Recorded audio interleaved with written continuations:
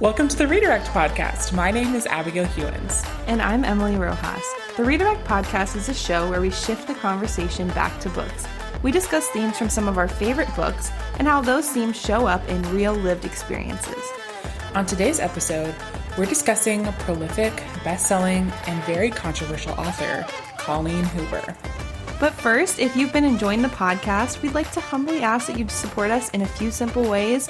You can leave us a 5-star review on Apple Podcasts and just let us know that you're loving the show. We'd also love for you to follow us on Instagram at Redirect Podcast. And finally, if you really, really like the show, we'd love for you to share it with a friend. Sharing our show with a friend by far is the best way to help us grow our community of book-loving nerds. And hello, if we sound different to you today, it's because after 20 episodes, we finally further invested and upgraded our audio setup. So hopefully we sound hopefully more this worked. Professional and more of a joy for you to listen to. I have ditched what Zach has not so lovingly referred to as my incel gaming headphones. With my little microphone of what we were using before. And yeah, to be honest, listening back to some of those episodes, it doesn't sound great sometimes because of our Intel microphones. Sure. But we sound great now. But the thing you don't want to do with any hobby is go out and buy a bunch of stuff right away and then you quit after, a few months. Totally. So I'm glad we stuck it out. And now, how long have we been doing this now? We started in September of last year, so I know we'll be coming up on a year in not too long. But yeah, our podcast is growing a little bit. We have more people, more listeners. We've proven to ourselves, that we're going to keep doing it. And we're having fun. Might as well invest a little bit in a cool microphone. And so thanks for listening. If you listen to the first 19 episodes of not so great audio, we hope to just keep going up from here. Yeah. So like Abigail said, today we're going to be talking about Colleen Hoover. So first, I just wanted to ask, Abigail, is your relationship to Colleen Hoover? What books of hers have you read? What's your vibes coming into this episode? So my vibes coming into this episode, I have read 3 Colleen Hoover books. I have not purchased any of them. I've kind of stumbled upon 3 of them through book swaps or, I picked something up from a little free library. So I would say my experience with Colleen Hoover has been very just convenient. I've read Reminders of Him, which is one of probably her less famous books. It Ends With Us and Verity. Yes. So I also have been kind of on the outskirts but not having much of an opinion about Colleen Hoover and some of the controversy and the strong opinions around her.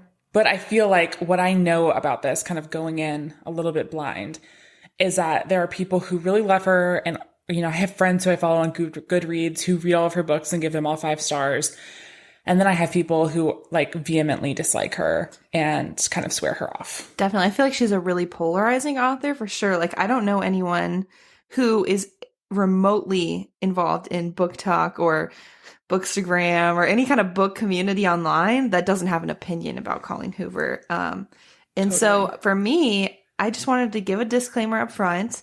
If you are a Colleen Hoover stan who can't take any criticism of her, and that's not a bad thing, there are people I don't want to hear criticism about, I would maybe check out now of this episode.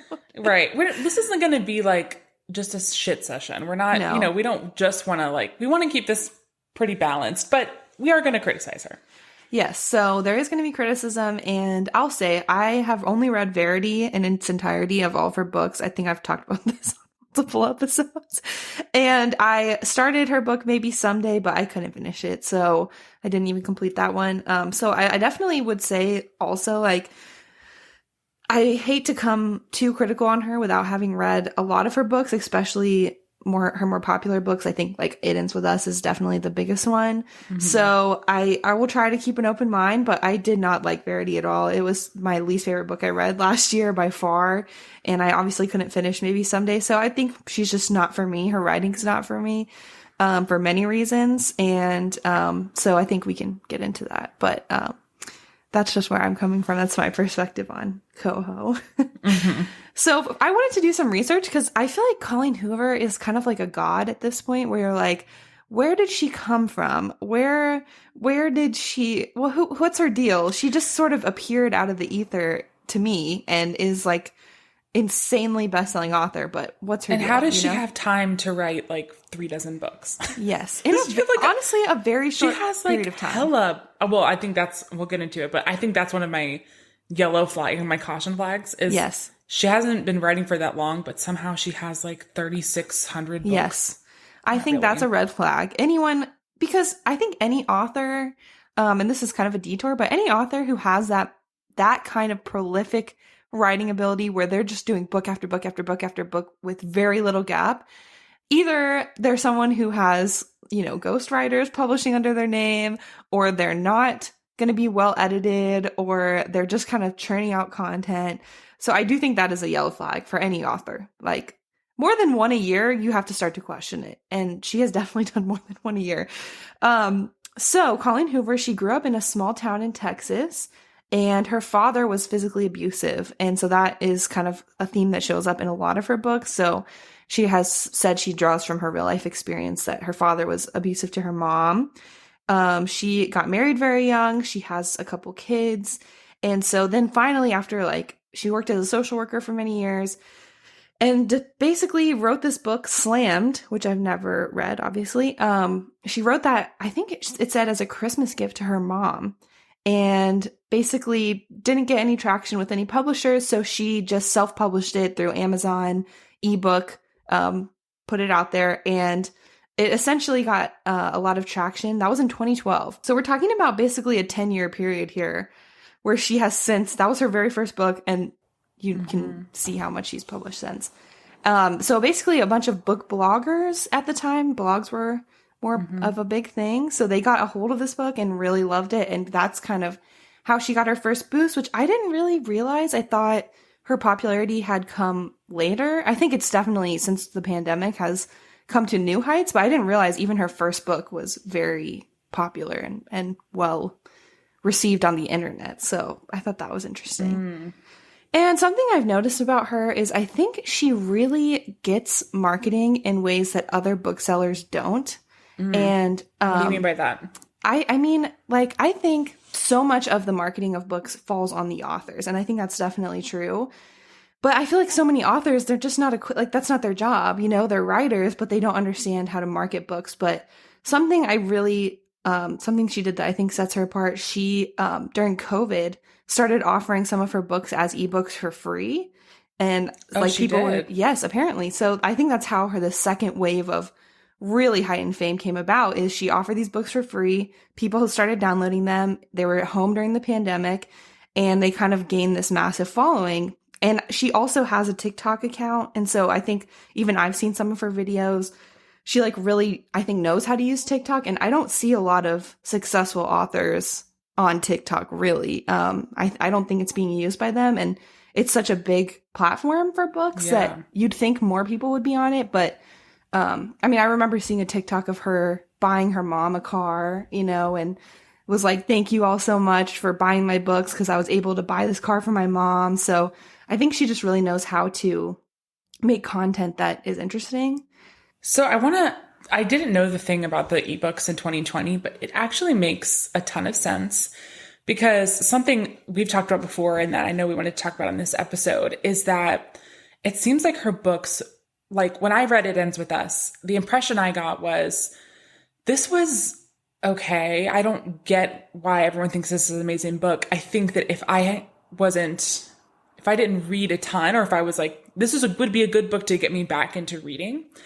And so in the pandemic, in lockdown, there was a lot of people who came back to reading, which is an amazing thing. And I think that is an awesome thing that Colleen Hoover can offer the book world, is helping people get back into reading. And if that's one of her big positive contributions, then that is a positive contribution. But it sounds like she probably engaged a lot of avid readers who weren't already reading a lot of other people's work. So perhaps they didn't have a lot to hold her books up to. Yeah, I think that's definitely something that I would agree is, it's kind of I feel the same way about Colleen Hoover books as I do about some really, really big, mystery thriller books that aren't good in my opinion, but I read a lot of that genre. And so some of those books, it's like, if you have never read a mystery or a thriller with a crazy twist, you're not going to see any of the, the tropes coming, and you're going to see this twist as this mind-blowing thing. And I think that's really positive. There's nothing wrong with that.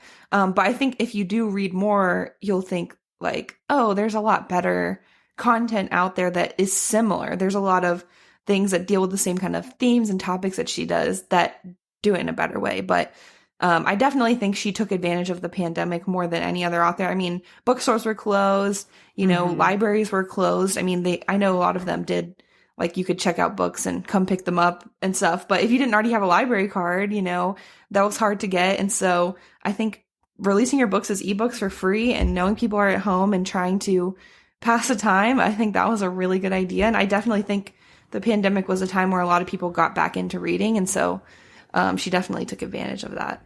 So she's business smart. She is. For sure. She is. And I don't think she gets enough credit for that, for sure, of her savvy with marketing and business, and just really surpassing, I think, the standards for authors is not very high. Like, I know some are on Instagram, they post here and there, but I don't see a lot really doing as much as she does, I think. Yeah.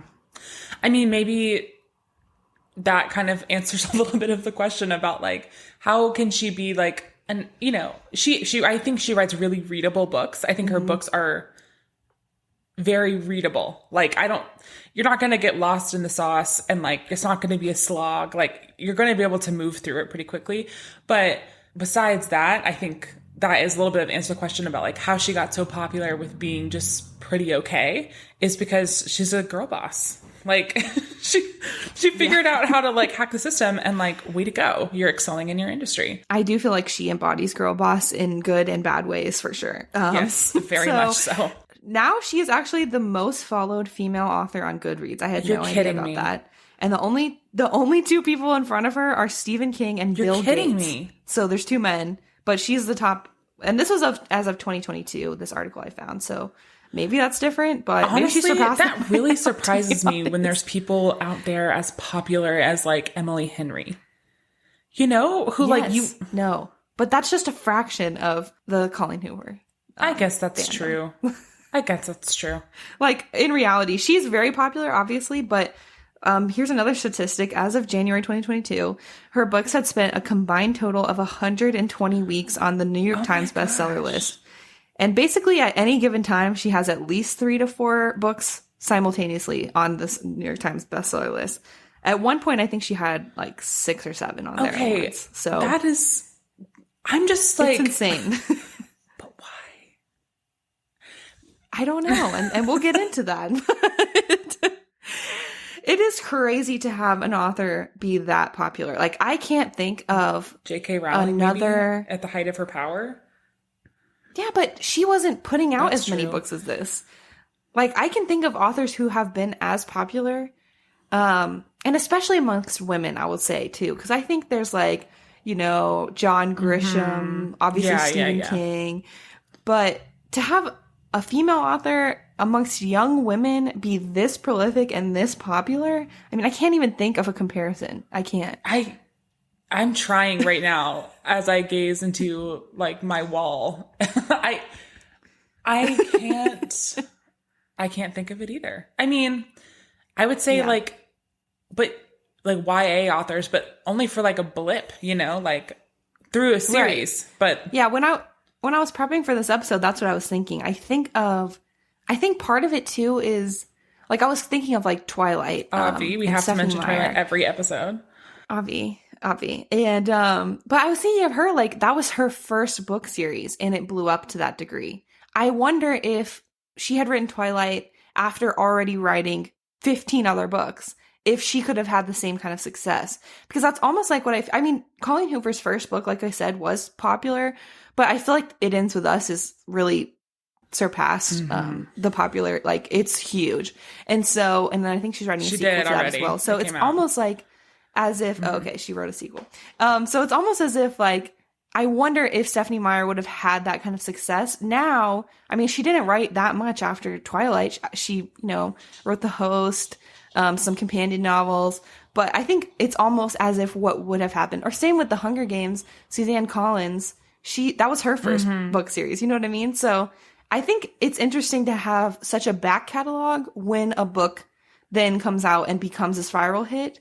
I think that's kind of what makes her a little bit different. So that's kind of my theory about that. So why do you think, we've touched on this a little bit, why do you think that people really love her? Because I know they may be listening and are like, but I love her. I know. Yeah. Why do you think? Well, I took this quote from one of the articles I read for this episode, and this person said, her books are efficient delivery mechanisms for the maximum dosage of multiple crowd pleasers, love stories, unabashed smut, trauma plots, tear-jerking soap opera, and wild narrative twists. They are everything bagels of popular fiction. And I thought that sums it up perfectly. I mean, her books are like, they contain everything. There's genre breaking, there's romance that can be really graphic. Really graphic. And then there's also, for no reason. Yes, for no reason. But some people really like that. And there's crazy twists, and there's like trauma that's also really graphic. So I think it's like this high level dopamine hit of a book because it has all these adrenaline filled scenes packed together, and they're just so crazy. And like you said, they're easy to read. Something she said in interviews is kind of like she just puts books out based on vibes. Like she just writes a book, and then sometimes she's like, I'm just going to click self-publish on this with no feedback. And sometimes she's like, okay, I'll go through a traditional publisher and all that. I think it's just vibes. That was the one. So, and all, yes. In 2 of the 3 books I read, so Verity and It Ends With Us, I had the thought multiple times, this could have used more editing. Yeah. But she doesn't really, like, she self-publishes still a lot of her books. And so there isn't that traditional editing process. Queen. Okay. But I think that's why people, and I'm sure she does, review them or whatever, but I think that's part of it. Like, it's adrenaline packed. So you get those like intense moments, and they're crowd pleasing, and they're easy to read. And so I think, like you said, they're kind of a gateway back into reading for a lot of people. So whenever you said the thing about everything bagel, I want to take it a little farther, and I want to say it's like the bagel in Everything Everywhere All at Once. It is the everything bagel. Literally everything on a bagel. A bagel. Whatever. And then it's going to suck the universe into it until it implodes. I think you're right. And I worry about the impact of Colleen Hoover, because I feel like is there going to be a wave of people writing books that are just trying to be as insane as possible? And obviously my only experience is coming from Verity, which is an objectively insane book with some of the most horrifying scenes I've ever read in my life that I wish I had never read. Yeah.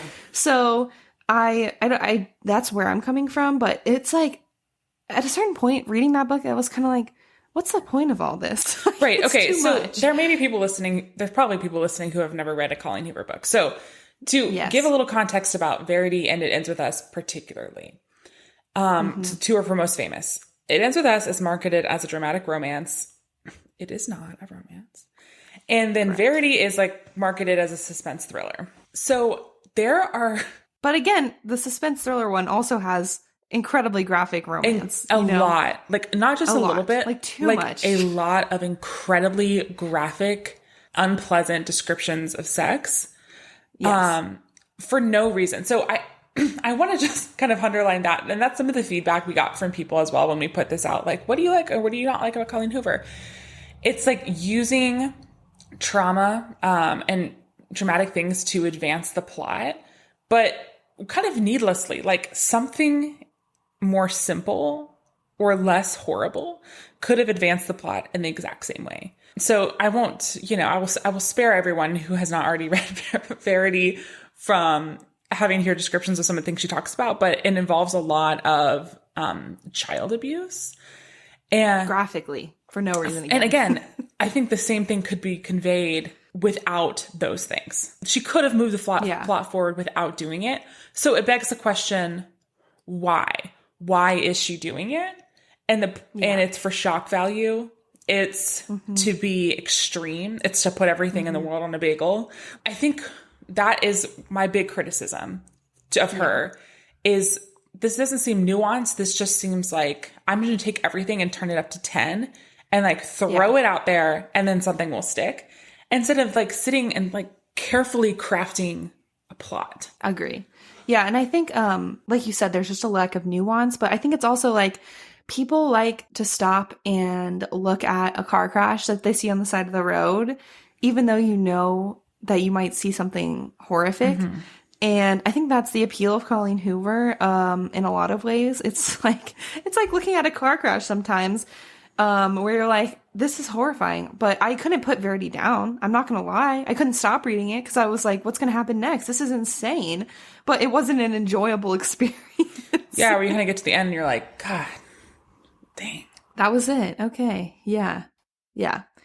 And then I wanted to ask, like, while we're on the subject of why is she so popular, I feel like there's a bigger question here, and it's why do so many books that blow up on TikTok, why are they just not that great? I feel like so many popular book talk books end up being disappointing, and some of them are really good, and so it's just hard to know. I feel like a lot of the mega popular books end up being like, okay, this wasn't worth all the hype or whatever. So why do you think that is? I have asked myself this question so many times.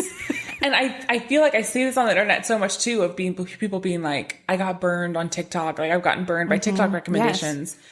I mean, there could be like, to be a little conspiracy theory, there could be like a TikTok machine that's pushing out books that are willing to spend the most money on marketing and whatever. True. Like, I mean, that is a real thing. I also think it's just mass appeal kind of thing. So it's just what we're talking about Colleen Hoover, like take it up to a 10. You know, not only are these people that really love Colleen Hoover or got introduced to reading through Colleen Hoover, like captured by all of like the extremes in the books, but then are now pumping that out to other people. And it's just like a contagion. Yeah. I mean, but it's not just her. I mean, there's just some really horribly written romance novels that are on TikTok. Gosh. And not even like that they're like super smutty. It's like cozy romances that are terrible that get pushed out on TikTok. And I just cannot understand why. Oh, you know what? Here's a theory. I'm going to blame Kindle Unlimited. Okay. I think that's a good place to start for sure. Trash books. I mean, every once in a while, there's a good book on Kindle Unlimited. They have something good every once in a while. Yeah. But I recently had to replace my Kindle because I left my old one on an airplane, RIP. So I bought a new one. And when I got a new one, I got a 3-month free trial of Kindle Unlimited. And the books that are on Kindle Unlimited, a lot of them are self-published. Yes. Which doesn't always mean bad. There are good books that are self-published, but I think maybe books that are cheap or accessible or free downloads or on Kindle Unlimited are trapping people into thinking that there is in the world. You guys have to just spend $17.99 on a book sometimes. Sometimes you do. Sometimes you do.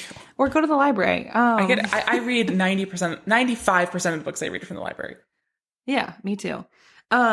But you know, I also don't want to hate on people who like bad stuff because I like dumb things too. Right now I'm watching The Ultimatum on Netflix, which by the way is insane, but it's terrible. Like I love reality TV and it's bad. It's objectively bad. That's a great point. We've been on record saying Twilight is bad so many times, but we love it. So I get it. Yeah. Yeah. You can like bad stuff. Like do what you want to do. Like what you want to like.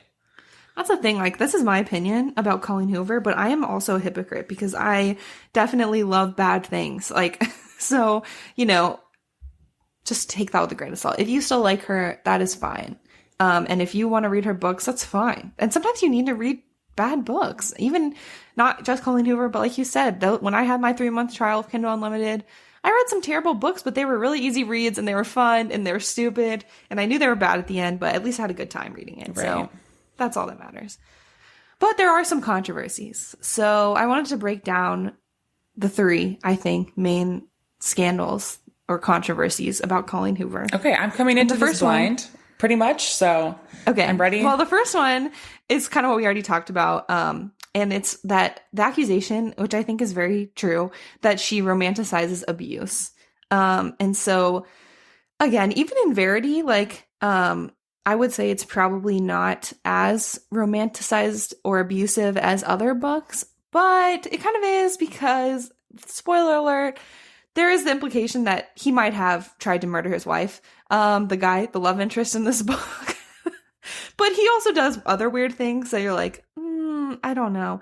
But like, I think you've read It Ends With Us. That is the main one that is criticized as kind of romanticizing an abuser. And so I haven't read that book, but would you like to comment on how you felt about that? Sure. So I heard a little bit of noise about that before I read the book. So here's some context. Last week, I was going by my little free library and I saw It Ends With Us in there. And I know that it's being made into a movie starring Justin Baldoni and Blake Lively. I also want to issue another red flag here. Justin Baldoni also co-wrote the screenplay with Colleen Hoover. And I think that is a little bit of a red flag, as much as I am Team Raph always. Yes. But I'm concerned. I'm concerned about Justin Baldoni and his entanglement with Colleen Hoover. I'm uncomfortable with it, and I need him to do better. I'm also concerned because he wrote that book about, I forget the name of it, or not the book, the movie, about those two terminally ill kids who can't see each other in the hospital. Oh, he wrote that? Yeah, that was his movie. 5 feet apart. Yeah. 5 feet apart. Okay, whatever. he was involved in that. Yeah. So here's the thing about that. Talk about trauma. That's what I'm saying. It makes sense. And I don't want to be this way because he is, I think, generally a non-problematic person. He's cool. Yeah. But I just want to say, I think we're all getting like drawn in by his hotness. Well, that's what I was going to say too. Like, you know, I saw a lot of discussion. I read a lot of Reddit threads about whether or not Colleen Hoover glorifies abuse or romanticizes abuse. And I'm like, okay, I haven't read this book, but you know, and I understand, I read the plot. At the end, she gets away from the abusive guy. But if you're casting someone as hot as Justin Baldoni as this character, and I'm assuming there is graphic sex scenes between this character and the main character, I'm just knowing Colleen Hoover, even if she doesn't end up with him at the end, you're still romanticizing it a little bit, you know? So here's the thing. So I'm going to share my opinion, and then I'm also going to share the opinion of a very brilliant friend of mine, Hannah Dahl, who is studying library science at UCLA and wrote a positionality paper about this. So I'm going to read an excerpt from that. But first I will say I read the book and I felt like, again, we've been saying there was some needless stuff in there. But also I do, in her defense a little bit, I will say that I think it's showing a perspective that not like a lot of people who are in abusive relationships or in DV relationships are in love with their abuser. And that's what makes it complex and difficult to get away or to leave, because often, you know, it's not just one feeling. It's not just a feeling of fear or hate or whatever. There's also a lot of love. And there have been periods of time where that person was like a really safe person for you. And this has happened over time. So I want to like allow room for nuance. When I read it, I was like, you know, I can understand from the main character's point of view why this is confusing, because she does love him too. You know, it's not just that he's abusive. At the same time, I will say where it got me in the end, and spoilers ahoy. So if you don't want to hear a spoiler about the book, at the end of the book, she becomes pregnant by him. And she has the baby, and they're just like, okay, we'll be co-parents now. And she like, she just, sorry. Yeah. Cause she's part of her thing. So the main character, her father was abusive to her mother, just like Colleen Hoover. Right. But the father never abused her. Although she lived in fear of him and obviously hated him. She talked about it a lot. Like, I hated seeing my father abuse my mom, whatever. But she still makes the decision, like, okay, we're going to split up, but we're going to be co-parents, and I'm going to let my child go stay with this man. And I think, to me, that might be the key where the romanticizing abuse comes in, where it's like, well, he's mean to me, but he's still a great dad. Like, yeah. I think it's like bringing like too much redemption to abusers. Yeah. Do you know what I'm saying? But yeah, I'll read an excerpt from my friend Hannah Dahl. Please do. So she says, and it ends with us. Colleen Hoover romanticizes abusive relationships, emotional, physical, and verbal. She was and is unable to convey the trauma caused by being stuck in an abusive relationship, nor fully depict how the characters truly were victims. In her thriller Verity, she uses trauma and abuse as shock factors, which is especially apparent by the twist at the end. Without giving away too many spoilers, it becomes painfully apparent that there was no real point in any of the gruesome and graphic details for the audience. I have read both of these books and find it extremely unsettling that they are marketed as epic romances. Some friends with whom I read these books found them to be great depictions of abuse, and while everyone's experiences are different, the overarching concern is that the younger readers are not connecting abuse with trauma. One thing Colleen Hoover has going for her is that she does write in an accessible way, not overly flowery, contains a lot of quick dialogue, and has those steamy moments, which are all appealing to many people. While I enjoy these traits too, I could not look past her reliance on abuse as a means to further the plot.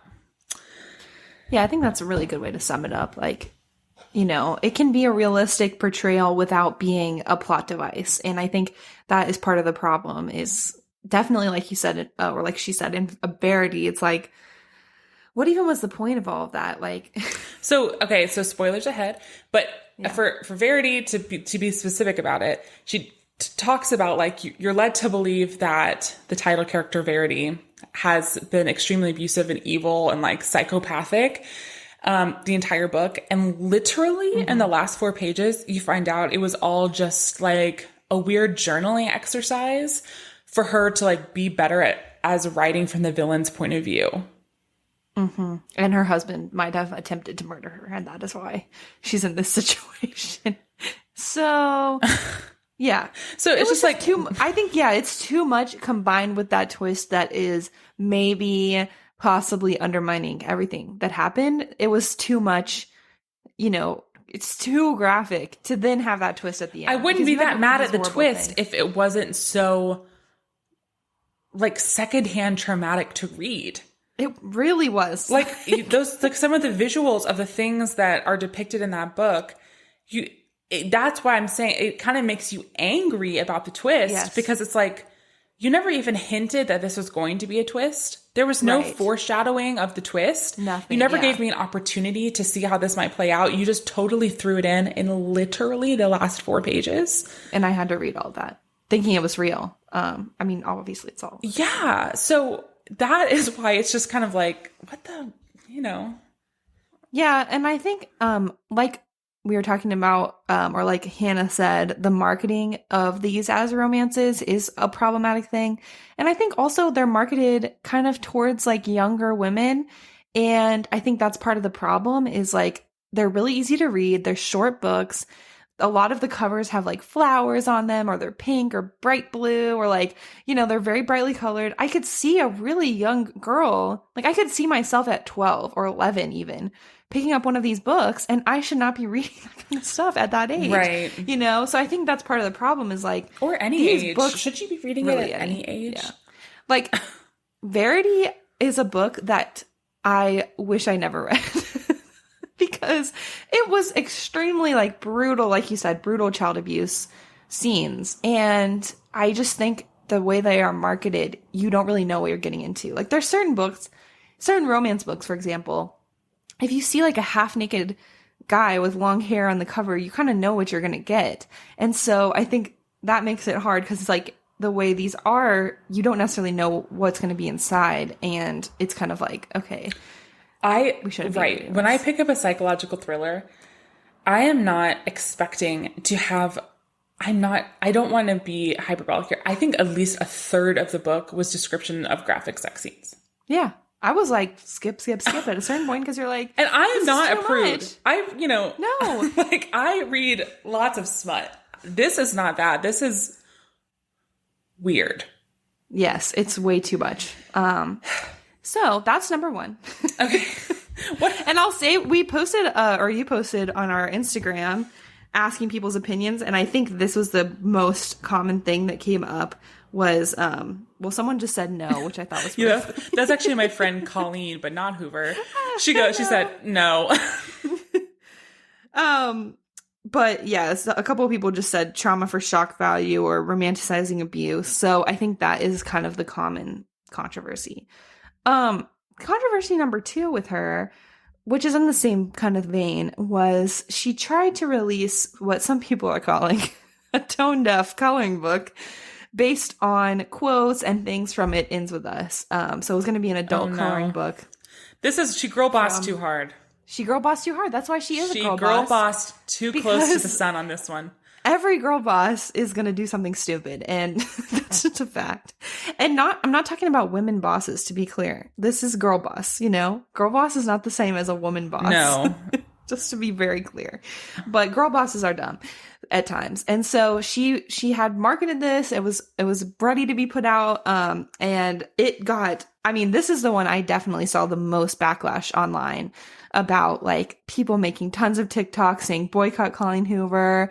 Like, she's definitely romanticizing abuse, because now there's like these loving quotes from this abusive character in a coloring book for adults. Like, that is just extremely tone deaf. And also, Emily, I know you haven't read It Ends With Us, but no, I haven't. There's it's a love triangle situation where there's a guy from her past who is like defending her from the abuse and is like the, you know, protagonist guy. And so the fact that she would put quotes in there, not like, she has like the opportunity to just put quotes in there from the good guy. Right. But to put quotes in there from Ryle. Okay. And this is a side note. Here's another problem I have with Colleen Hoover. All of the 3 books I've read, she gives these people the most stupid, dumb white people names of all time. In the book, but not even dumb. It's like, okay, let's just go to, Diem, sorry, I interrupted you. Ryle. Yes. Lowen. Like, it's like, why? They're horrible. And also stupid. Like, Verity, and the whole thing is her that name she's is telling the truth or not. I mean, come on. This is worse. Like, okay, I want you guys to go listen to our episode on fan fiction where I read an excerpt from my own fan fiction. I think that was better thought out than 90% of Colleen Hoover's books when I was 13 years old. You know what I mean? Like, that's the level of thinking. Like, I would have named a character that when I was in 5th grade, you know? But not as an adult. Right. Probably. I think the thing, I think this also plays into, like, I'm going to do something extreme. It's like, whatever. There's nothing wrong with your name being Ryle, I guess. But why? No, there is something wrong with the your name. It's like Ryle, Atlas, and then that's like the protagonist guy's name. I forget what the main character's name is. Everyone has a weird name. Yeah. And it's like a thing. Starts to take you out of the books. There you go, exactly. It's like there's not a guy named, like, you know, Joe. Like, there's not a normal person in this entire book. Okay, in her defense, that starts to become like, what? In her defense, the guy in Verity's named Jeremy. Okay, that's a little bit. But okay, let me say something good about her now. Oh, I thought that was the good thing. Oh, right. Yeah, she named a guy at Jeremy, and she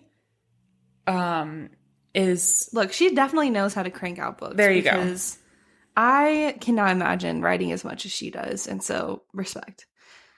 The last one is definitely the worst one, the last controversy, and I really tried to read a lot about this because it's very complex, I guess. Okay. But basically, last year or in 2021, I don't know, a little while ago, someone on Twitter said that her son was sexually harassing her when he was 21 and this person was 16, and that he knew she was a minor and was trying to solicit photos from her or was sending her graphic things. It's kind of unclear. And the tweeter claimed that she tried to message Colleen Hoover, like letting her know how uncomfortable she was by this, and that Colleen Hoover blocked her. So that's the claim. And then Colleen Hoover went into her fan Facebook group once these allegations kind of gained a lot of traction and basically said it wasn't as bad as it sounds, but that he was requesting pictures from her. Like, that was her defense, which is, like, not great. And maybe she did block this girl, maybe she didn't. It's kind of complicated, and I didn't really know. I think there's a lot of, like, people who have different feelings about this. I don't know if she did block this girl and was trying to, like, tamp it down. That's not a good look on Colleen Hoover, but at the same time, it's like her son is 21. Like, it's kind of his thing. I don't know. I just felt very, like, I was really trying to find the facts in this because I've heard about it, but I hadn't really, like, known what exactly happened. And so I think her defense of it was not great because I read her whole statement and she was basically saying, oh yeah, they were talking, but they never met in person. And, you know, she was uncomfortable with some messages he was sending. It's like, well, he's 21, she's 16. They probably shouldn't be talking at all. They probably shouldn't be talking at all, yeah. At all. And definitely not requesting pictures from her or whatever. So I didn't really love that. So that's kind of the final controversy, that it's ambiguous, but not great. Yeah. So. And this is another thing. It's like, this is a question I ask a lot. So full transparency, as a Swiftie, I'm like, this is hard, you know, recently. Yeah. It's very hard recently. Yeah, it's been hard recently. And so there's questions like, do we hold celebrities to different standards than normal people? Mm-hmm. And like, if this happened with like a non-famous mom of a 21-year-old, would we expect her to put out a statement? Right. But then at the same time, like, she got herself involved in it and like potentially blocked this girl or whatever. And then to make a statement that is anything but clear, especially like with her existing like proximity to weird stuff about abuse and you know, that's weird. I think, because I think the thing with this is like, you wouldn't expect a regular mom to do like a statement if their son was accused of doing something weird. But the fact that she did try to, like, to me, she should have just said, you know, I think this is this is wrong. I don't know what happened, but I do not condone, you know, sexual harassment or, you know, stuff with minors. You know, just shut it down. Instead, she was really trying to like defend him. And it goes on. It's really extensive. I'll try to put a link in the show notes to the statement that she posted, but it's a lengthy statement. I just think her trying to defend him, even if he is innocent, like, don't do that, you know, because you are this famous author. You already have problems with problematic men in your books. I think just say, like, I will deal with this personally. And I will, you know, I support whatever this girl wants to do, but I don't condone it. And I'm going to let my son sort this out or something like that, you know. But I think going on to defend him, it's just not a good look, even especially because her defense essentially does concede that they were talking and that he did ask for photos. Right. So if that's your defense, how much worse could it be? I think here's our big recommendation for Colleen Hoover. Colleen, if you're listening still, I think you should get a better PR and marketing team.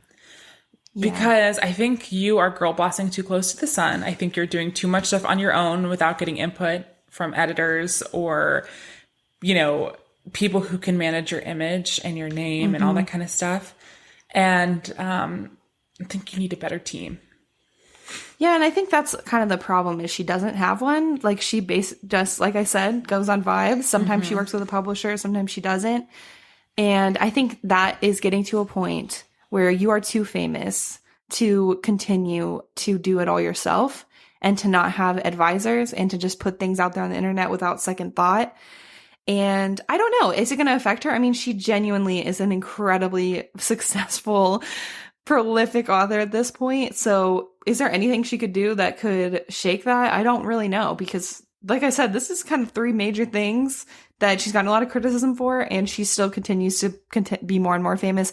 I'm sure when this movie comes out, it's only going to help aid that fuel. I'm really curious about the movie. I'm really curious about if there will be adjustments made or will be received. Yeah. I think this is not in our outline, but what I want to do now is offer alternatives. So like, if you are interested in reading It Ends With Us, consider reading Gone Girl. Oh, yes. You know, that would scratch a similar itch, but anything much better by book. Gillian Flynn. Yes. She's a much better writer. If you are interested in reading Verity, because you want some kind of cool suspense thriller situation, consider reading a book by Ruth Ware or Lucy Foley or I don't know. Do you have another thriller that you would recommend that might scratch the itch of Verity? I was thinking Unmissing is a really good one. I forget the author of that one. But it's kind of that same thing. Unreliable narrators, crazy twists, marriage themed plots, but it's not like as bad as Verity. Or The Golden Couple. Oh, The Golden Couple. That's a good by one. Greer Hendricks. Is that right? Yes. That would be a good one. That's like also a marriage themed plot. Some people are saying The Wife Upstairs is really similar to Verity. I haven't read that one. I have read that But one. there's The Wife I think Upstairs you is really recommended good. it. Yes. Okay. So there's a lot of good books that are better, I think, especially in the thriller genre. There's so many good ones. And as for the third one I read, Reminders of Him, I think that one's just like a medium book. Or there's something like extremely problematic about it. Yeah. But well, if you want like complex romances too, I think Emily Henry does those really well. Complex romances. Like there's not going to be abuse, but there is going to be more than just the romance. It's going to be sad. It's going to be happy. It's going to have emotion. So I think if that's what draws you into Colleen Hoover, she's a really good alternative. Look, another author who writes not necessarily dramatic romances, but dramatic books is Kristen Hanna. Writes great dramatic stuff. Oh, yeah. Like, if you want a dramatic book that's going to be adapted into a movie, go read The Nightingale. That is a very dramatic and well-written book. Or if you want a real-life depiction of abuse that is not romanticized, I'm Glad My Mom Died by Jeanette McCurdy is a really good option. Yeah, that's good. And it's obviously someone's real experience. And oh, you know what? Here's a book that has abuse in it, but I think is not so bad and has dramatic romance. The Great Alone by Kristen Hanna. That book will get you down. So if you're looking for a downer, that one is, that's a good one. I would say a good recommendation for a replacement. Yeah. So there's a lot out there. You can at least expand. You don't have to replace if you don't want to, if you still love Colleen Hoover, but expand your literary horizons and try something else, Yeah. So that's I hope that we were able to keep this fairly objective and not, we probably failed a little bit, but we probably did, but we did our best, and I hope you enjoyed it. And based on the responses to our Instagram poll, I'm going to guess that our listeners are also Colleen Hoover haters. So this one goes out to all of you guys. Thank you for supporting me on my journey to hating Colleen Hoover. Yeah. Respect. I will continue. We need to find somebody else to get behind to dethrone her on all the best-selling lists, because that's something that's concerning to me. But it is concerning to me as well. But anyway. All right. So Emily, what's a book that you've read recently you'd like to share about? So recently, first of all, I have to say I haven't really been reading a lot lately, and I got to get back into it. So if you have any recommendations for something that can help me get back into reading, I don't know. It's been a tough time, but I did read recently Lessons in Chemistry by Bonnie Garmus. I don't know how she pronounces that, if it's, French or not. But we actually, our guest talked about this extensively on our 2022 in review episode, Stephanie Edwards. So if you want to hear her opinions on this book, you can go listen to that. But I liked this book. I think, and she also warned us about this in that episode, but the way it's marketed, the cover, the title even, I was expecting like a lighthearted kind of romancy, but just lighthearted fun book. This is not that. So I'm just going to be upfront. And that's not the vibe I was looking for. So I wish I had read this at a different time, but I just want to warn you that this book is not lighthearted in any way. It's kind of devastating, but it's basically set in the 1950s, and the main character, Elizabeth Zott, is a chemist who is kind of constantly being undermined based on her gender, and obviously it's the 1950s. And she is like a genius level chemist, but can't really ever rise above being a woman. And she eventually becomes a cooking show host because she's an incredible chef, because so much of cooking is chemistry, and she kind of approaches it from this very serious perspective. And it's very fun, like not fun, but good. I liked the take on it. I think if you like The Marvelous Mrs. Maisel, you would really like this book, but it's less funny, but it's like that kind of taking the gendered norms and issues of that time period, but kind of subverting them in an interesting way. There's a really cute dog in this book. She has a daughter who's really like another genius after her own. I think I remember self. Stephanie talking about the dog, now that you say that. Yes, she talked a lot about the dog.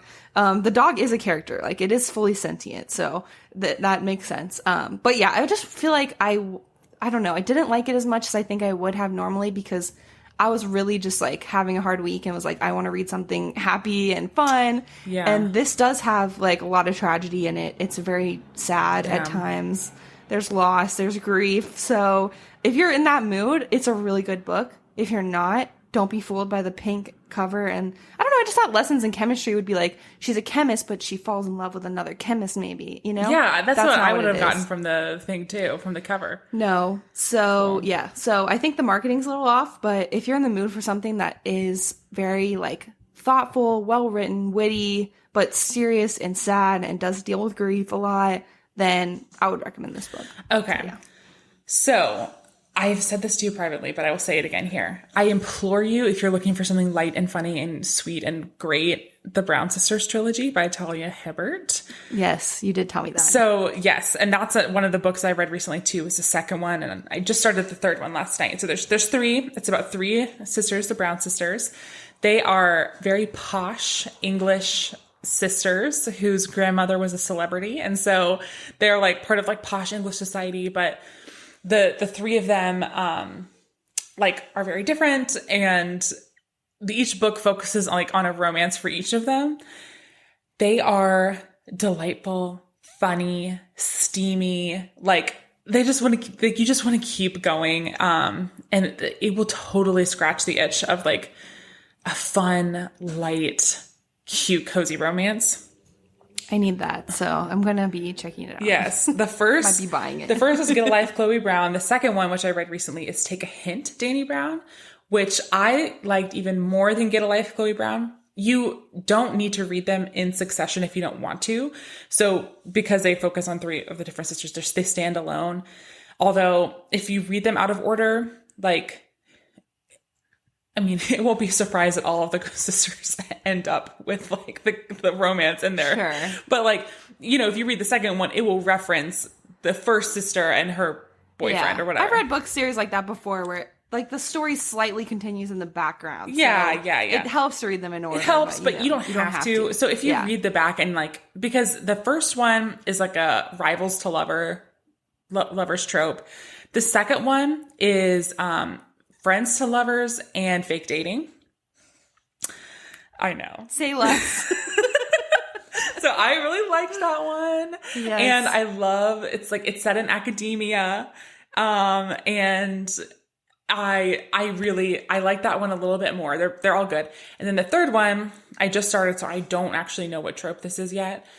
But, the cool thing about Talia Hibbert too, she is, she puts a lot of her own identities in the books, which I think is really cool. So I think I mentioned before that she lives with a chronic illness. The first sister lives with a chronic illness. She also is on the autism spectrum. The third sister is on the autism spectrum. And she is a Black woman living in the UK.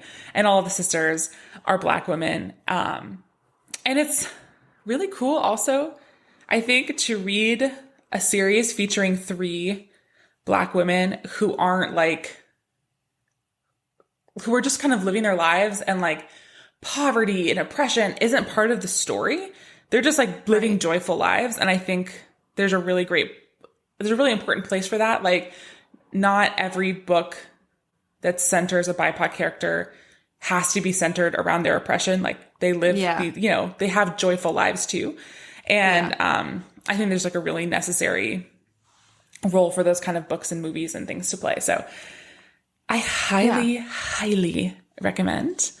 And then there's one other book I wanted to share. Please do. Which is Honey Baby Mine by Laura Dern and Diane Ladd. Have you seen stuff about this? No. Okay. So Laura Dern and Diane Ladd are obviously mother and daughter, famous actresses. And a little while ago, they found out that Diane got some kind of lung diagnosis, and the doctor really recommended that that she start walking to help improve her lung capacity and prolong her life. So Laura and Diane started taking daily walks, and they started recording their walks, and they ended up adapting them into this memoir. So it's really cool, and because it's a lot of mother-daughter conversations, and the book reads like a transcript. So it's separated. The chapters are the different walks that they take. Yeah.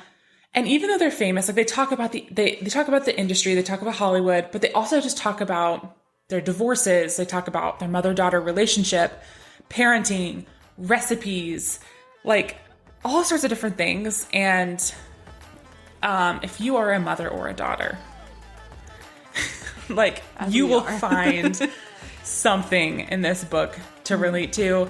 If you get the hardcover, there are like lots of pictures and things inside. That's nice. I listened to it on audio, and they narrate it, so it's like you're listening to their conversation. I love that.